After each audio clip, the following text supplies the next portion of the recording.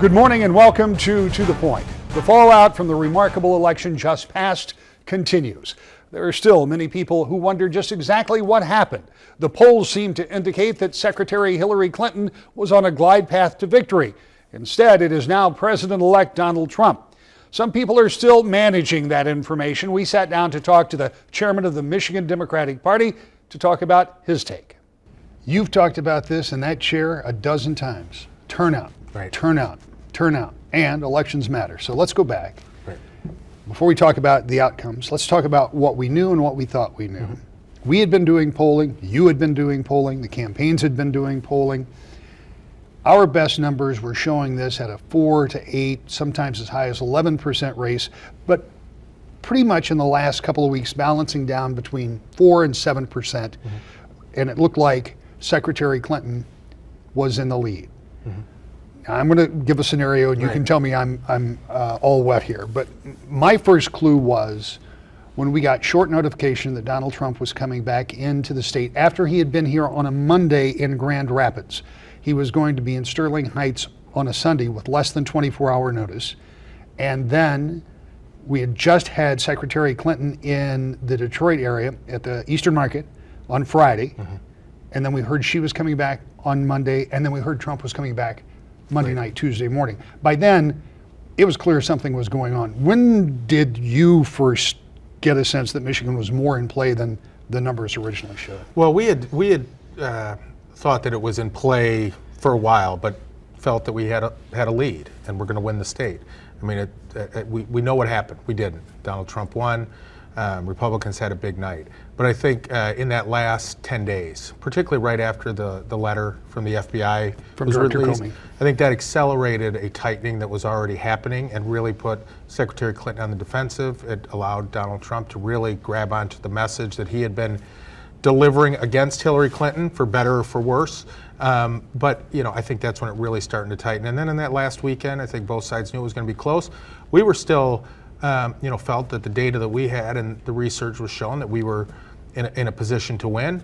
But there are some things you can't measure in polling. And enthusiasm and people that were not showing up on the radar screen really came out and put Trump over the top. Part of that, I suspect, is polling methodology. If I'm a pollster and I call you and you didn't vote 4 years ago and 4 years before that, I may not include you in my poll, but if you were motivated to turn out and vote for the first time in 8 or 12 or 16 years, that would skew the polls. Absolutely. Well, polling is only as good as the methodology, but it's only as good as the people you poll and the way that you determine what the electorate's going to look like. I don't think there's very many polls nationwide that anticipated this surge of voters, many of whom I think were folks that came out for Ross Perot in the 90s and really haven't had a voting history consistent since then. So they really weren't showing up, and they came out in much larger numbers than people were expecting. One thing I think the national polls, I think, will end up being fairly close, because at this point, Secretary Clinton in the popular vote is up by almost 2 million votes. So she's going to win by a couple percentage points. But where it really matters in those battleground states, there was a surge of voters that came out for Trump that either were not responding to polling or were not being asked how they were going to vote prior to Election Day. And maybe they were not telling people, too. I mean, there's always the possibility. There was certainly some Trump shaming out there, some people would think. People said they didn't put up signs. You didn't see the bumper stickers, but some of those people had to vote because, Absolutely. because the vote showed there. Secretary Clinton will win in the popular vote because she outperformed, but she outperformed in some key big states that she was going to win anyway, like California. And as you pointed out before we went on the air, in places like Texas where she wasn't going to win, but she got a lot more of the popular vote than you would have expected her to. And that's where that makes the difference. So it doesn't transfer into the Electoral College. Absolutely. Well, those are the rules of the game. And I don't think anybody's suggesting that that both candidates and both parties don't understand the rules. But you're right, she overperformed in areas where you have higher percentages of folks who are Latino, particularly African American minority young folks, and really underperformed in these industrial Midwestern states. She almost lost Minnesota, which I think shows that this was a trend in Minnesota, Wisconsin, Michigan, Ohio, Pennsylvania. And in the Electoral College system, you can win a state by one vote and win a state by 1 million votes, it doesn't matter. You still get those electors, and that's the situation we have. And it's an issue that we're going to have to fundamentally confront as Democrats. We have a message that resonates broadly, I think, with where the American electorate is going and the demographic shifts we've seen. But in some of these key states, our message is not resonating with the folks that we need it to, and we need to really get a handle on that. Let's look at Michigan as it relates to presidential politics, because this has been I won't say a slam dunk, but it's been a reliable state since 1992 for Democrats. You've always participated and you've always paid attention, but you've always won until this cycle. And there were two questions that I have about that.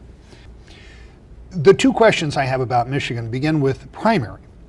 Bernie Sanders won here, and the polls didn't suggest that either.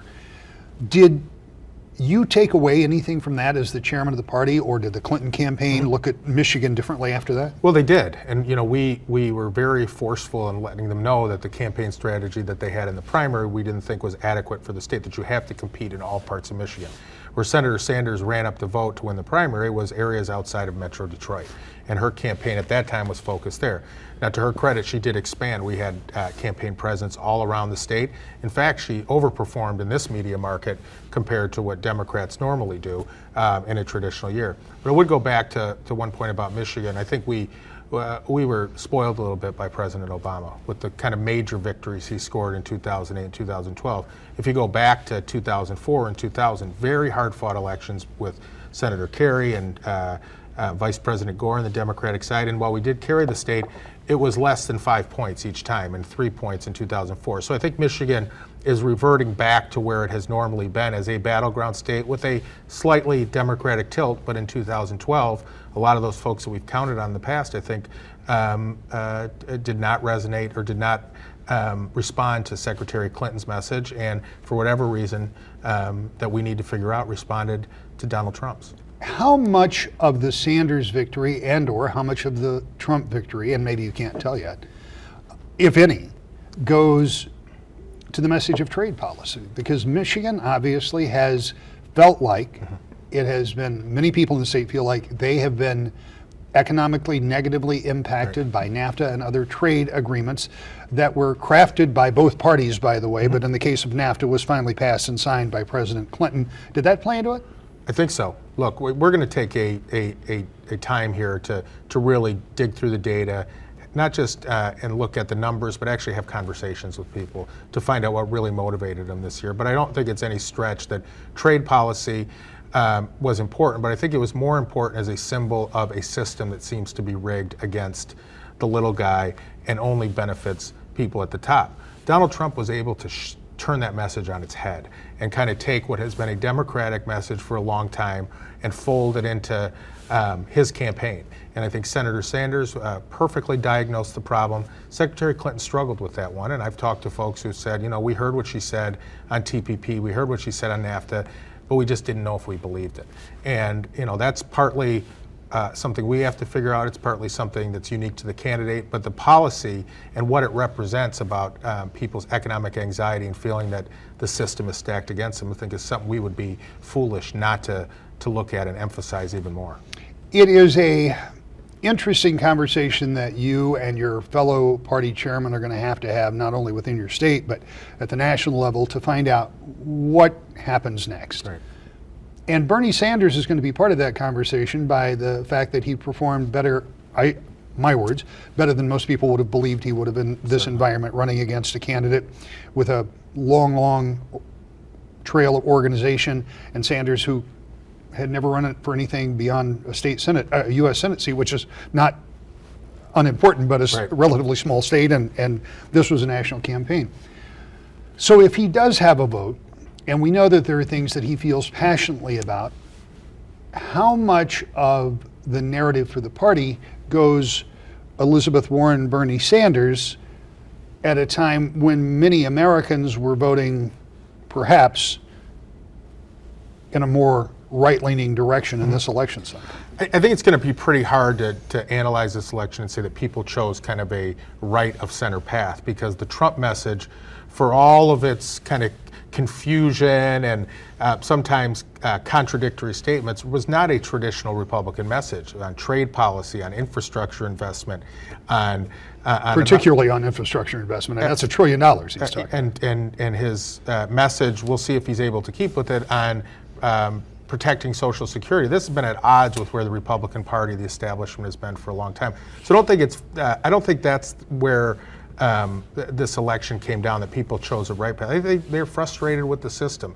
And if you look at where the biggest predictor of people's votes, oftentimes was not income this time, not party affiliation, but education level. And those folks who have been unable to succeed in this economy or feel like the economy is stacked against them oftentimes haven't had the opportunity to achieve a certain level of education.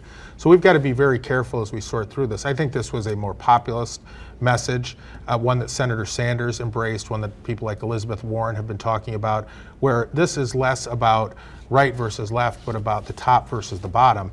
And if the Democratic Party doesn't stand for the people in the working class and the middle class, we're going to continue to see an erosion of the support of the very kind of voters who gravitated towards Donald Trump. And many of them, I think, were inspired by the words of Bernie Sanders. And so if it's not right versus left, is, as you say, top versus bottom, is it also about a system that we don't believe in and we'll choose something else even if we don't know what it is? Because there were a lot of people that were railing against the system. Yeah, I think, I said this probably on your show about a year ago. There was certain people out there who thought that Washington is a joke, so why not put a clown in charge of it? And I know that, no disrespect at this point, but there are people who just think the system is so broken, it's unable to solve the basic problems that a nation should be able to solve: having a fair tax system, having roads that work, having an education system that actually helps people achieve what they want to achieve. And people just said, forget it. Donald Trump struck a chord with people, and I think despite his unfavorable ratings, despite the fact that people necessarily didn't think he was a great person, they felt that he was at least willing to take on that system. Now, I think he's made a lot of promises. He's made a lot of promises that he said will come true very, very quickly. And our job is going to be to, number one, hold him accountable, and I think make sure that people understand that elections have consequences. And we'll see what he does. But he's got he said he was going to do a lot of things on day one, and people are expecting that to be done. I think he's going to find it's much more difficult as a president than it is a candidate to solve these real vexing problems. Well, there's no question that it's a lot easier on the stump to say I will or I will never, and then you come to the reality of governance. But let me just try a hypothetical on. If Donald Trump could find a way to put together a coalition of members in the House that might or might not include Paul Ryan, that says we over a 10-year period will spend $1 trillion, forgetting for a moment where that $1 trillion is going to come from. In $1 trillion over 10 years, there's something for all 435 House districts. And there would be something for every senatorial district too. If he could put something together like that with Democrats, would he then buy some capital to move on some of those other issues? But look, first of all, the nation is in desperate need of infrastructure investment. I'm skeptical that Republicans will go along with that. I think what we've heard so far is that there's some plans for tax credits for people to build private toll roads and other sorts of infrastructure investment that isn't what we would normally think of as investing in roads and bridges for public use. The question will be if they can do that. It would be really against Republican orthodoxy, because you'd have to figure out a way to pay for it. And unfortunately, I think what you're going to see from this Republican Congress is a real tension about Medicare, about Social Security, about Medicaid, about some of these other critical social safety net programs for the poor and the elderly that are going to be on the chopping block. And if it's at the expense of those important programs, I think you're going to see a real battle over how we pay for these things. But understanding Democrats have been calling for infrastructure investment that is actually real and substantive for a long time. And what some Republicans will say is that we're not up for stimulus too, which the stimulus. It's going to be a very unique situation watching Trump try to reconcile the things he said in the stump, which are not in line with most mainstream Republicans. So clearly the election did not turn out to the liking of Democrats, but what's next? Where do you go from here? We'll continue our conversation with Brandon Dillon, the chairman of the Michigan Democratic Party, next to the point. Welcome back to the Point. For years, I suspect people will look back at decision 2016 and wonder exactly how the election turned out the way it did. For the Michigan Democratic Party chairman, Brandon Dillon, he also has to look ahead. All right, let's talk a little bit about what it really means. Let's get on the ground here in Michigan. There was a time when Democrats were hopeful, not in any way sure, but hopeful that you would take back the State House of Representatives. And in our district alone, there were at least 4 of those races that there was some pretty heavy pressure on. Was the overarching national vote what undid some of those Democratic possibility flips? Absolutely, there's no doubt about it. In the battleground districts that we were playing in, it was about 12 to 13 of them. Donald Trump won by 8 percentage points. It's very difficult for a House candidate to kind of work against those ones, and that's the average. In some of the districts, it was 15 to 16 points. And some of those House races, you lost by less than 1,000 votes, or at least one of them. At least one, but some of them were not as close as would normally happen, which suggests that there was a big. He did have some significant coattails. It was a night that we were not expecting based on the data we had seen. We ended up with a status quo 47 seats, and I think largely due to the fact that Trump overperformed where a normal Republican candidate would in those House districts. I don't know if you have any way of knowing this, and I might not ask this to anybody, but you've been around this for a long time. I mean, you watch elections closely. A popular 54% approval rating president of the United States is in the state on Sunday before the election? Yep, Monday. Monday before the election. A popular former president of the United States is in the state on Sunday. The candidate is in the state on Friday and Monday. Friday and Monday. At the same time, Donald Trump's in twice. Tim Kaine was going to have to pay taxes in Michigan if he stayed here anymore that week before. I mean, I think he did 6 appearances in the state in a 5 or 6 day period of time. How do you equate that to turnout? How does that change the ground game for those House seats or overall? Is there any way to quantify what that means, or is it just a shot in the dark? It's hard to try to figure out. I mean, you can look, President Obama was in Ann Arbor that night. Turnout in Ann Arbor was good. We had turnout over here in the city of Grand Rapids was strong. I think it's hard to make any definite assertions, but I do think there's enough evidence to suggest that when campaigns are active in a state, it interests more people. But our turnout was down from where it was in 2012, and their turnout was up. I mean, that's when you boil it down, that's how elections are won and lost. And some of it varies regionally, but we got our clock cleaned everywhere in the state, except for some very few pockets of areas where we saw some growth. In fact, in Kent County, we saw some positives. But we're going to have to figure out. It's not just turnout. I think people think that turnout is just how many times you knock on somebody's door and try to pull them out. It's also about the message, and it's also about the messenger. And we have to understand that the biggest determination of somebody's propensity to vote is how they feel about their vote mattering. And obviously, folks on the Republican side thought that their vote mattered, and they were going to make a statement this year. They did, and now they have the keys to this car. I wish it was the other way around. They've got control at the national level and at Michigan level, at the state level. And they're not going to be able to blame Democrats for obstructing their agenda. They got a free shot, essentially, to do what they want to do. We'll see if in 2 and 4 years people are happy with that. Well, the first big test is in 2 years, and traditionally, historically, you would expect some kind of a change at the federal level, because that's very often the way it goes after the first 2 years of a presidency. Not always, but modern history would suggest that there could be a change in the House or the Senate, although Democrats have more Senate seats up than Republicans in 2 years. So we'll worry for 2 years to talk about that. Let's talk about the 2-year prognosis for Michigan. We know that you have a governor who is term limited, so that will be an open seat. We know that there are a whole bunch of members of the Senate that are moving on because of term limits there, and always about a third over in the House. So as you prepare now and looking forward, I mean, that really has to be your next focus, is what happens in Michigan in 2 years. Yeah, that's all our focus. And, in fact, reclaiming the governor's office is the #1 priority for Michigan Democrats in 2018, particularly going into redistricting. After that, we have to have a Democratic governor in control. We think we've got already candidates out there who are exploring a run who would be very strong. And look, this 2018 is going to be not only a referendum on Donald Trump in Washington, it's going to be a referendum on Rick Snyder and his leadership as governor, or lack of.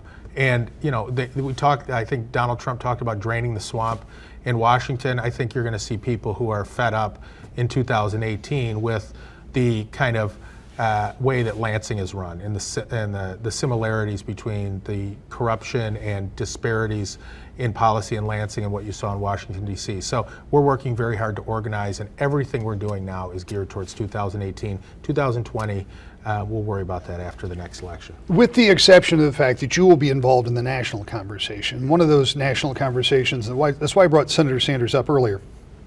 One of the things that he complained about early on, and I get part of that, is once you get into the race and you start having some success, but you're not getting the kind of traction that you would in when it comes to the delegate count, whether you really believe it or not, and I'm not questioning whether he believed it or not, but he started complaining about superdelegates, and he started complaining about the process. And we heard Donald Trump, I should say President-elect Trump, say a number of times during the course of the election that the process was rigged, that the system was rigged. And he said it about Democrats too when it came to superdelegates. I know it's not your decision to make. Right. Will the party have a conversation about superdelegates, or is that baked in? Is that going to stay? Already had the conversation began at the convention in July, and essentially the Clinton and the Sanders campaigns came to an agreement to essentially radically reform the way quote unquote superdelegates function. So going forward, I assume we're going to ratify this at the DNC level soon. Superdelegates, 2/3 of them essentially now, the ones will be bound by the votes of their states or their district. There will still be a few of them out there who have the ability to cast their vote in accordance with the way they want to, but this was something that the Sanders folks and the Clinton folks agreed to. It was presented at the convention, passed overwhelmingly. The details will be worked out, but that reform, as well as other reforms to the system, are going to continue going forward. Senator Sanders, I think, ignited a conversation that was a long time overdue. Whether or not the system actually is rigged or the superdelegates had any influence, I think is not the question. The question is going forward, what do we do to address it, to make sure that people have confidence in the process?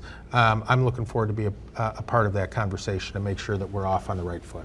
And finally, in every election, there are people who prevail and people who regroup. We have seen protest.